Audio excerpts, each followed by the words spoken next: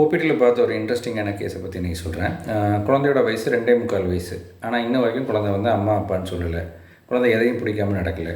ஆனால் இப்போ அவங்க ஓபிடிக்கு வந்ததுக்கான காரணம் குழந்தைக்கு சளி இருமல் பிடிச்சிருக்குங்கிற ஒரே காரணத்துக்காக தான் வந்திருக்காங்க. ஸோ அதுக்கு மட்டும் மருந்து எழுதி கொடுத்து அனுப்புறது வந்து ஒரு மோசமான மருத்துவமாக இருக்கும். அப்போ அவங்கக்கிட்ட நம்ம வந்து ப்ராப்பராக ஹிஸ்ட்ரி எடுக்கும்போது குழந்தை வந்து பிறந்தது குறை மாதத்தில் பிறந்திருந்தது. பிறந்த உடனே குழந்தை அழுகலை. குழந்தை கிட்டத்தட்ட ஒரு 2 வாரத்துக்கு மேலே ஐசியூவில் அட்மிட் ஆகிருந்தது. ஒரு 7 நாளுக்கு மேலே வந்து ஃபோட்டோ தெரப்பி குழந்தை மஞ்சள் காமாலையோடு இருக்கும்போது அந்த நீலக்கலர் லைட்டில் வச்சுருந்தது. அதையும் தாண்டி வந்து எக்ஸ்சேஞ்ச் ட்ரான்ஸ்ஃபியூஷன் எல்லாம் பண்ணுது. இந்த மாதிரியான ஹிஸ்ட்ரிஸை வந்து நம்ம அந்த பர்டிகுலர் ஓபிடிக்கு வந்து அந்த பேஷண்ட்கிட்ட நம்ம எலிசிட் பண்ண முடிஞ்சுது. இப்போ 2.25 வயசு ஆச்சு. குழந்தை இன்னும் வரைக்கும் இப்போ தான் நிற்க ஆரம்பிச்சிருக்கு. இன்னும் குப்புற விழலை. குழந்தை எதையும் பிடிச்சி நிற்க மாட்டேங்குது, நடக்க மாட்டேங்குது. இந்த மாதிரியான பிரச்சனைகளோட இது நாள் வரைக்கும் எந்த ஒரு டாக்டர்கிட்ட அவங்க போன போதுமே வந்து இது குறை மாதத்தில் பிறந்த குழந்தைங்கிறதுனால இது எல்லாமே இப்படி இருக்குது அப்படின்னு சொன்னதாக சொன்னாங்க. அது கேட்குறதுக்கு ரொம்ப ஒரு மனவேதனையாக இருந்தது.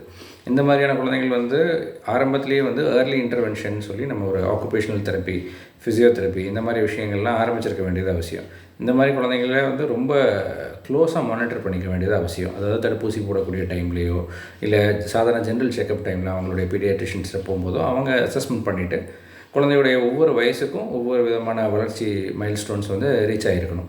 அதாவது குழந்தை கண்ணை பார்த்து சிரிக்கிறது, குழந்தை தலை நிற்கிறது, குழந்தை குப்புற விழுறது, எதையும் பிடிக்காமல் உட்கார்றது, பிடிச்சு நிற்கிறது, பிடிக்காமல் நடக்கிறது, இந்த மாதிரி நிறைய விஷயங்கள் உண்டு. ஸோ வளர்ச்சிங்கிறது 4 விதமான ஃபீல்டில் வந்து நம்ம அதை மென்ஷன் பண்ணுவோம். ஒன்று இந்த மாதிரியான கிராஸ் மோட்டர் மைல்ஸ்டோன்ஸ் நான் முதல்ல சொன்ன மாதிரி. 2வது கையில் வந்து ஒரு பொருளை வாங்குறது, அதை பயன்படுத்தக்கூடியது ஃபைன் மோட்டார் ஸ்கில்ஸ்ன்னு சொல்லுவோம். 3வது பேச்சுத்திறன்.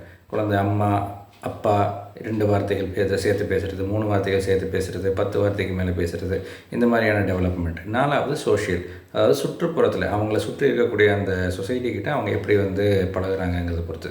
இந்த 4 விஷயமும் வளர்ச்சி. வெறும் ஹைட்டு வெயிட் மட்டும் வளர்ச்சி கிடையாது.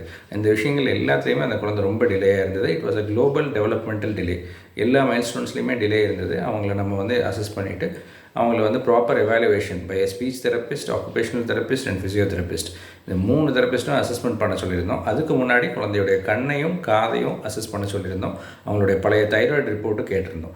இதெல்லாம் பார்த்த பின்னாடி தான் இந்த தெரப்பிஸ்ட்கிட்ட அனுப்பி குழந்தையுடைய அந்த மைல்ஸ்டோன்ஸை இம்ப்ரூவ் பண்ணுறதுக்கு தெரப்பி கொடுக்க வேண்டியது அவசியம்னு சொல்லியிருந்தோம். ஸோ இந்த கேஸ் வந்து கொஞ்சம் இன்ட்ரெஸ்டிங்காக இருந்தது. அவங்களோட ஷேர் பண்ணுறேன்.